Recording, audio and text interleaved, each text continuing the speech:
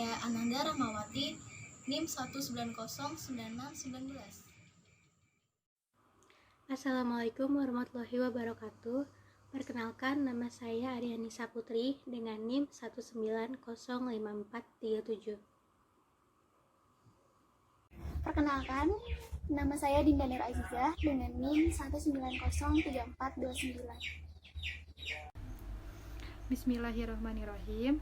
Izin memperkenalkan diri, nama saya Eliza Rahayu, NIM 1908905. Halo, perkenalkan nama saya Galuh Aprilia dengan NIM 1902861. Halo teman-teman, izin memperkenalkan diri, nama saya Nyimas Amelia Andri dengan NIM 1905402. Perkenalkan, nama saya Rizky Purwatasna Senjaya dengan NIM 1902693. Nama saya Sinta Rusdianti, NIM 1901432. Hakikat pendidikan kewarganegaraan adalah upaya untuk mencerdaskan kehidupan bangsa bagi warga negara dengan menumbuhkan jati diri dan moral bangsa sebagai landasan pelaksanaan hak dan kewajiban dalam bela negara, serta demi kelangsungan kehidupan dan kesejahteraan bangsa dan negara. Diharapkan dalam hal ini kita dapat mencerminkan jati diri yang terwujud pada perilaku yang berbeda dalam kehidupan sehari-hari pada masyarakat. Hakikat pendidikan kewarganegaraan sebagai mata pelajaran yang mempunyai tujuan penting dalam pembentukan jati diri setiap individu yang hidup dalam kehidupan masyarakat yang beragam. Untuk itu, dalam membangun sebuah karakter bangsa yang cerdas dan bermoral, maka semua itu harus didasari oleh Undang-Undang Dasar 1945 dan Pancasila sebagai filsafat bangsa. Apa pendidikan kewarganegaraan PKN itu? Pendidikan kewarganegaraan atau PKN merupakan bidang studi yang bersifat multifaset dengan konteks lintas bidang keilmuan. Namun, secara filsafat keilmuan, ia memiliki ontologi pokok ilmu politik, khususnya konsep political demokrasi. Dari ontologi pokok inilah dikembangkan konsep civics, yang menjadi harfiah diambil dari bahasa Latin civicus, artinya warga negara pada zaman Yunani kuno, yang kemudian diakui secara akademis sebagai embrionya civics education.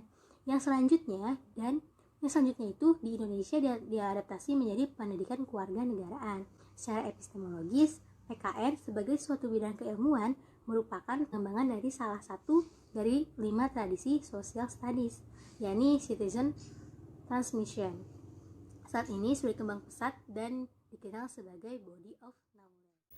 Tujuan pembelajaran PKN di sekolah dasar ialah untuk menjadikan peserta didik menjadi warga negara yang cerdas dan baik, to be smart and good citizen. Maksudnya ialah agar peserta didik mengetahui bagaimana norma-norma di lingkungannya, norma-norma di negaranya seperti apa, agar mereka bisa berperilaku terhadap sosialnya dengan baik. Dan yang kedua adalah untuk menumbuh kembangkan kepekaan, ketanggapan, kreativitas sosial dalam konteks kehidupan bermasyarakat, serta tertib, damai, dan kreatif.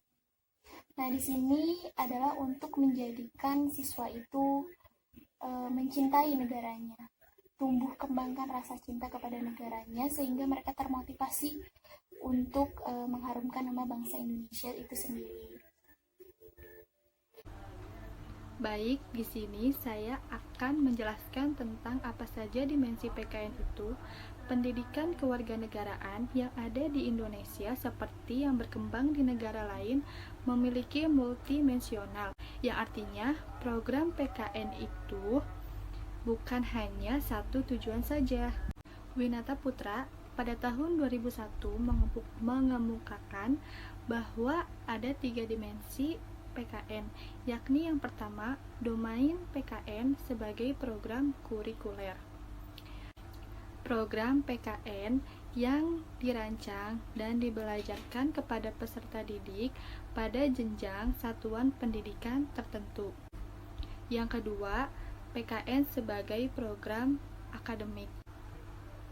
Program kajian ilmiah yang dilakukan oleh komunitas akademik PKN menggunakan pendekatan dan metode penelitian ilmiah untuk memecahkan masalah-masalah konseptual dan operasional guna menghasilkan generalisasi dan teori untuk membangun batang tubuh keilmuan PKN.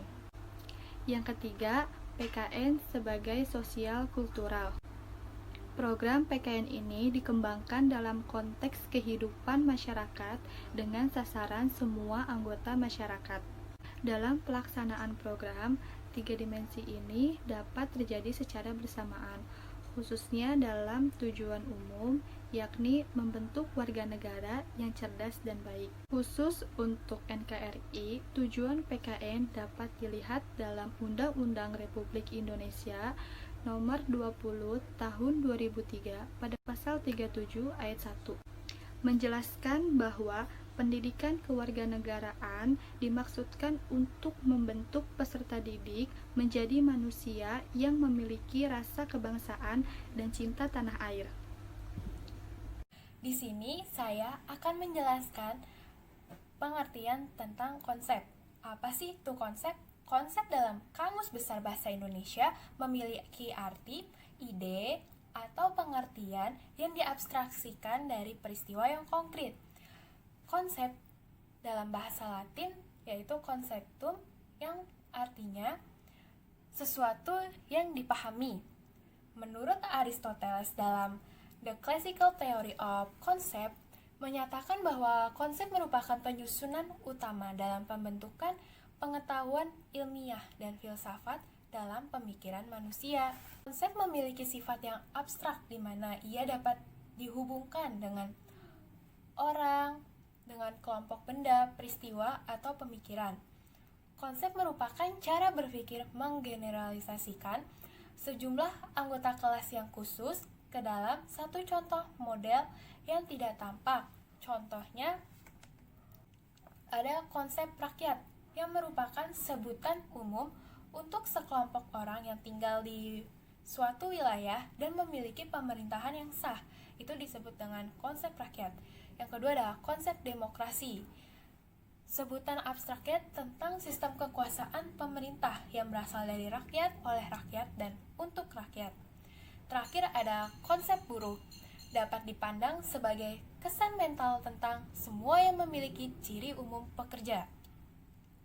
Konsep dalam pelajaran PKN perlu dikenalkan karena agar peserta didik dapat memandang masalah secara runtun, kronologis, dan matang. Baik, di sini saya akan menjelaskan tentang nilai. Apa sih yang dimaksud dengan nilai? Nah, menurut Franke yang dikutip dari Sundawa, nilai adalah konsep. Maksud nilai sebagai konsep itu tidak muncul dalam pengalaman yang dapat diamati, melainkan ada dalam pikiran seseorang yang dianggap penting. Lalu, nilai dapat diartikan sebagai kualitas dari sesuatu yang diterapkan pada konteks pengalaman manusia. Jadi, dapat disimpulkan oleh saya bahwa nilai itu konsep yang bersifat abstrak yang ada dalam pikiran seseorang, biasanya mengacu pada baik atau buruknya sesuatu. Contohnya, agama Islam seringkali dijadikan sebagai sumber nilai karena agama sering membicarakan tentang baik dan buruk, benar atau salah, suatu tindakan manusia. Nah, jadi menurut saya nilai itu suatu bentuk penghargaan yang bermanfaat bagi manusia sebagai penentu dalam menilai dan melakukan suatu tindakan. Nah, selanjutnya ada nilai dibagi menjadi dua, Yang pertama, nilai estetika, yaitu nilai yang terkait dengan masalah keindahan atau apa yang dipandang indah dan apa yang dinikmati oleh mata seseorang. Contohnya, ketika kita menonton suatu pertunjukan. Yang kedua, apabila kita melihat suatu pemandangan, nilai estetika itu bersifat subjektif tergantung pada diri orang yang melihat. Yang kedua, ada nilai etika. Nilai etika adalah nilai yang terkait dalam tindakan, perilaku, akhlak, bagaimana seseorang harus berperilaku.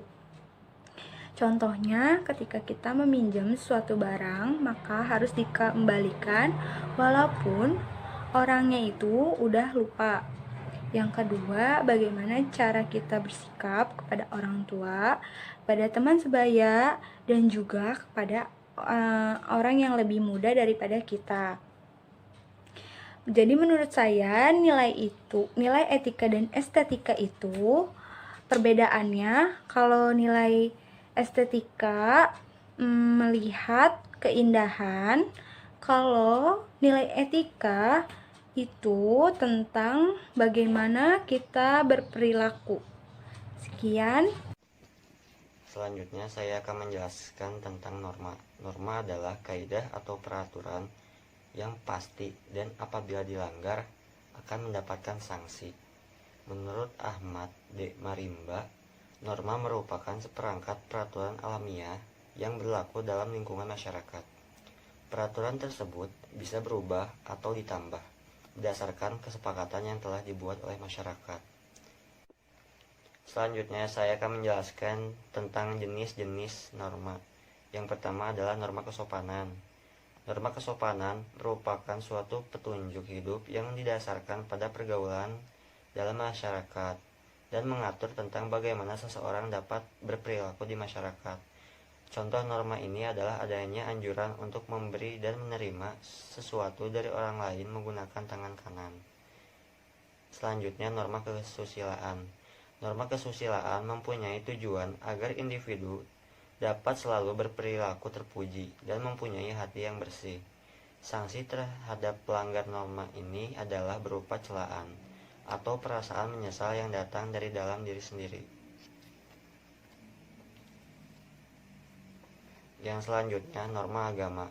Norma ini berasal dari Tuhan Yang Maha Esa dan disisipkan dalam ajaran keagamaan dan kepercayaan tertentu. Contoh dari norma ini adalah adanya larangan berdusta, mencuri, dan juga berzina. Hukuman dari pelanggar norma agama adalah langsung berasal dari Tuhan Yang Maha Esa dan disebut sebagai dosa atau azab. Jika hukuman itu dapat dirasakan langsung dan sifatnya membuat jera. Yang selanjutnya, norma hukum. Norma hukum sifatnya memaksa, mempunyai sanksi dan juga tegas. Norma ini dapat dibedakan menjadi norma tertulis yang tercantum dalam hukum pidana atau perdata dan norma tidak tertulis yang biasanya berasal dari hukum adat. Di sini saya akan menjelaskan tentang moral. Moral berasal dari bahasa Latin yaitu mores yang memiliki arti kebiasaan. Dan dalam bahasa Indonesia, moral hampir sama dengan akhlak atau kesusilaan yang bermakna tentang batin atau hati yang dapat mempengaruhi tingkah laku manusia terhadap lingkungannya. Mungkin cukup sekian yang bisa kami sampaikan. Kurang lebihnya mohon maaf. Dikembalikan lagi kepada moderator.